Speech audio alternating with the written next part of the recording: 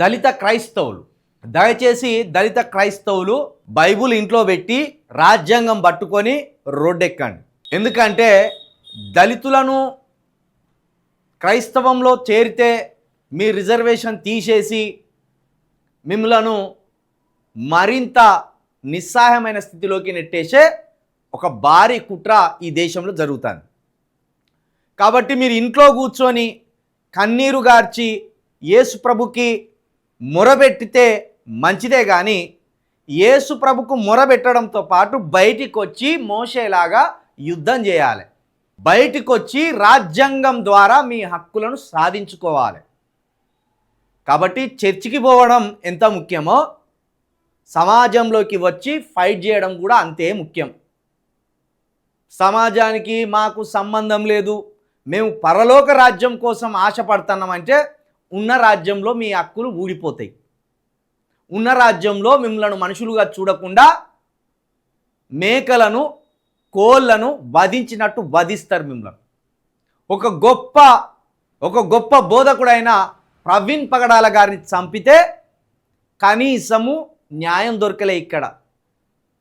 కాబట్టి మీరు ఎంతసేపు చర్చిలోనే ఆ పాస్టర్లు చెప్పే బోధలకే లోబడి అదే నిజం అనుకొని ఒక భ్రమలో బతికితే ఈ బాహ్య ప్రపంచంలో ఉన్న హక్కులు కోల్పోతారు. ఈ బాహ్య ప్రపంచంలో మీరు మనుషులు అనేది కూడా ఇతరులు గుర్తించలేకున్న స్థితికి వెళ్ళిపోతుంది.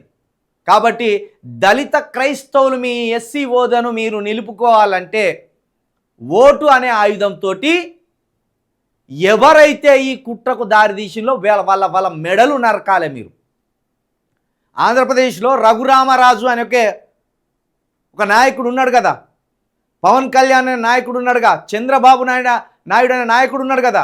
ఇగో వీళ్ళ కుట్రపూరితమైన చర్యలతోటి దళితులు ఎస్సీ హోదాను కోల్పోయే ప్రమాదం ఉన్నది. ఈ నాయకులకు సిగ్గుండాలి. ఓసీలకు ఓబీసీ ఓసీ వీళ్ళకు ఈడబ్ల్యూఎస్ రిజర్వేషన్ ఉన్నది. ఎకనామికల్లీ వీకర్ సెక్షన్ కింద వీళ్ళకి ఎంత ఇచ్చిండ్రు? రిజర్వేషన్ 10% ఇచ్చిండ్రు. యాక్చువల్లీ ఓసీలు ఎంత ఉన్నారు దేశంలో? 2% ఉన్నారు. 2% ఉన్న ఓసీలకు రాజ్యాంగ విరుద్ధంగా ఓసీలకు కలిపి 10% రిజర్వేషన్ ఇచ్చారు. మరి ఓబీసీలో కావచ్చు, ఈ ఓసీలో కావచ్చు క్రైస్తవులు లేరా? క్రిస్టియన్లు లేరా? ఓసీలో క్రిస్టియన్లు లేరా? మరి ఓసీ క్రిస్టియన్లకు ఎందుకో క్రిస్టియనిటీలోకి మారితే ఈ ఈడబ్ల్యూఎస్ రిజర్వేషన్ రద్దు అవుతుందని చెప్తలేరు. ఎందుకు చెప్తలేరు? దళితుల మీదనే అంత కుట్ర ఎందుకు? మాలామాదిగల మీదనే అంత విద్వేషం ఎందుకు? మాలామాదిగలకు సంబంధించిన హక్కుల మీదనే అంత అక్కస్ ఎందుకు? అంత దుర్బుద్ధి ఎందుకు? ఈడబ్ల్యూఎస్ రిజర్వేషన్ అనుభవించే ఓబీసీలు ఓసీల్లో కూడా క్రైస్తవులు ఉంటారు కదా. మరి ఓసీ క్రైస్తవులు ఓబీసీ క్రైస్తవులు ఇద్దరు కూడా ఈ ఈడబ్ల్యూఎస్ రిజర్వేషన్ను అనుభవిస్తున్నారు కదా. 10% రిజర్వేషన్ని వాటాకు మించి అనుభవిస్తున్నారు కదా. మరి ఈ ఓబీసీ క్రైస్తవులు లేరా? అందులో ఉంటే వాళ్ళెందుకో బీసీఈలోకి వస్తలేరు. దీన్ని చర్చ పెట్టాలి. దీన్ని చర్చ పెట్టి ప్రభుత్వాలకు సిగ్గు తెప్పించాలి. సుప్రీంకోర్టు ఆర్డర్ని వెనక్కి తీసుకునేలాగా చేయాలి. అప్పుడు ఎప్పుడైతే 1950లో రాష్ట్రపతి ఉత్తర్వుల ద్వారా ఈ తీర్పు వచ్చిందో ఆ తీర్పుని అడ్డుకోవాలంటే దళిత క్రైస్తవులు రోడ్డెక్కవలసిన అవసరం ఉన్నది. ముఖ్యంగా ఆంధ్రప్రదేశ్లో ఉన్న దళిత క్రైస్తవులు మీరు రోడ్డెక్కపోతే మీకు అత్యంత మూర్ఖులైన పాలకులు ఉన్నారు. చంద్రబాబు నాయుడు అనే ఒక మత ఛాందస్తవాది ఉన్నాడు. పవన్ కళ్యాణ్ అనే ఒక మత ఛాందస్తవాది ఉన్నాడు. రఘురామరాజు అనే ఒక మత ఛాందస్తవాది అక్కడ ఉన్నాడు. మీ ఎస్సీ హోదాను రద్దు చేయాలని వాళ్ళు కంకణం కట్టుకున్నారు. మీరు ఏదైతే ఓట్లు వేసి మా మెడలు నరకండి అని దళిత క్రైస్తవులంతా వాళ్ళకి ఆయుధాలు ఇచ్చిందో ఆ ఆయుధాలు ఇప్పుడు మీ మెడలు నరకడానికి వాళ్ళు అక్కడ నూరుతున్నది కూడా మీరు అర్థం చేసుకోవాలి. ఈడబ్ల్యూఎస్ రిజర్వేషన్ కింద ఓసీ క్రైస్తవులు ఆ రిజర్వేషన్లు అనుభవించవచ్చు. కానీ దళిత క్రైస్తవులు రిజర్వేషన్లు అనుభవించాలంటే హిందూ మతంలోనే ఉండాలట, వాళ్ళకు మత స్వేచ్ఛ లేదట. అంటే ఇది ఖచ్చితంగా నిర్బంధించే ఒక దుర్మార్గమైన కుట్ర. ఈ కుట్రను అడ్డుకోవాల్సిందే. దళిత క్రైస్తవులు మీరు రోడ్డెక్కి రాజ్యాంగం చేతులు పట్టుకొని యుద్ధం చేయకపోతే మీరు దేశంలో చాలా ప్రమాదంలో పడే పరిస్థితుల్లోకి నెట్టివేయబడతారు. ఇది ఇప్పుడు అన్ని పార్టీల మధ్య చర్చ జరుగుతుంది.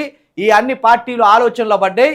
మీరు పెద్ద ఎత్తున మీ ఓటు బ్యాంకును ఎవరైతే దళిత క్రైస్తవులకు ఎస్సీ హోదా ఇస్తాము అని ప్రకటిస్తారో, ఏ పార్టీ ప్రకటిస్తుందో ఆ పార్టీకే మీరు ఓటేయాలి.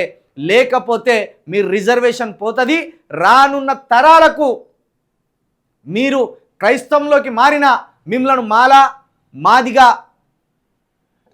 అనే వివక్షతోటే చూస్తారు. కాబట్టి మీరు క్రైస్తవంలోని ఉన్న మీ కులం పోకూడదు. ఓసీలు క్రిస్టియనిటీలోకి వచ్చిన వాళ్ళ కులం ఎట్లయితే మారలేదో, వాళ్ళ రిజర్వేషన్ కేటగిరీ ఎట్లయితే మారలేదో, మీరు ఏ మతంలోకి పోయినా మీ రిజర్వేషన్ అట్లనే ఉండాలి, మీ కులం కార్డు అట్లనే ఉండాలి. లేదా కులాన్ని రద్దు చేయండి, దేశవ్యాప్తంగా కులాన్ని రద్దు చేసి పేదోళ్ళ కేటగిరీ కింద రిజర్వేషన్లు అప్లై చేయండి. దానికైనా సిద్ధమా మీరు? దానికైనా కట్టుబడి ఉండాలి మీరు. ఇట్లాంటి కుట్రలు జరుగుతున్నాయి కాబట్టి దళిత క్రైస్తవులు ఇంకా బైబుల్ పట్టుకొని కన్నీరు గార్చుకుంటా చర్చిలల్లా ఇండ్లల్లా మొరబెట్టుకుంటే పనులు జరగవు. ఆల్రెడీ ప్రవీణ్ పగడాల లాంటి ఒక గొప్ప మేధావిని కోల్పోయింది ఈ సమాజం. మతాన్ని పట్టించుకోకుండా, కులాన్ని పట్టించుకోకుండా, విద్వేషాలకు తావు లేకుండా ఒక అద్భుతమైన బోధన చేసే ప్రవీణ్ పగడాల గారిని చంపుకున్నారు. ఇప్పుడు మిమ్మల్ని మీరు చంపుకునే రోజులు కూడా రాబోతున్నాయి. కాబట్టి ఆంధ్రప్రదేశ్లో ఉన్న ప్రభుత్వానికి మీరు బుద్ధి చెప్పాలంటే రోడ్లు ఎక్కాలి, మీ హక్కులను మీరు సాధించుకోవాలి.